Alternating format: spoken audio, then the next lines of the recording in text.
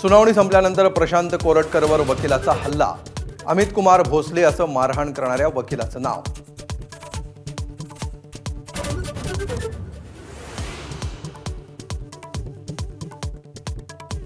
प्रशांत कोरटकरला 2 दिवसांची पोलीस कोठडी, तर कोरटकरला आर्थिक मदत करणाऱ्यांची चौकशी होणार, सरकारी वकिलांची माहिती.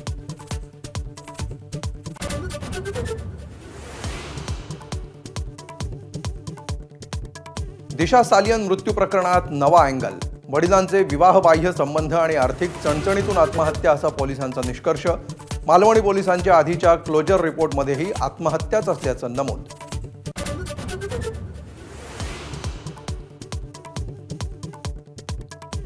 संतोष देशमुख हत्या प्रकरणात आरोपी जयराम चाटे आणि महेश केदारच्या जबाबात आणखी एक नाव. सुग्रीव कराडच्या सांगण्यावरून संतोष देशमुखांनी मारहाण केल्याचा दावा.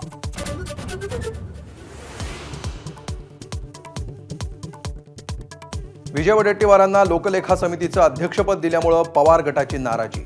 आघाडीच्या बैठकीत अध्यक्षपद आमच्या वाट्याला देण्याचं ठरलं होतं असा युक्तिवाद. दिल्लीमध्ये शरद पवारांकडे नाराजी व्यक्त करणार.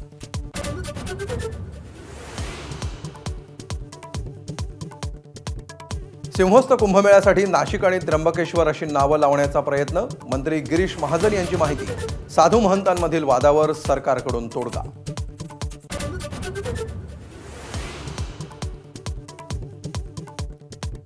महाराष्ट्रातल्या महिलेची पतीकडूनच बंगळुरूमध्ये हत्या. मृतदेह सुटकेसमध्ये भरून पुण्यात पळ. बंगळुरूमधील घरमालकाला फोन करून दिली पत्नीच्या मृतदेहाची माहिती. पती अटकेत.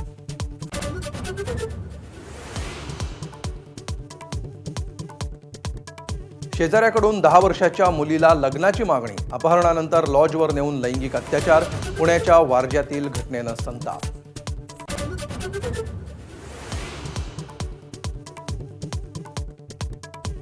केंद्र सरकारी कर्मचाऱ्यांसाठी खुशखबर. महागाई भत्त्यात 2% वाढ.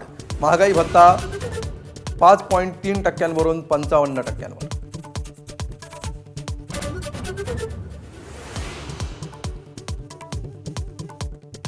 म्यानमारमध्ये 7.7 रिश्टर स्केल तीव्रतेचा शक्तिशाली भूकंप. अनेक इमारती जमीनदोस्त. जीवितहानीचं वृत्त नाही. भूकंपानंतर सुनामीचा इशारा जारी. थायलंड आणि चीनमध्येही धक्के.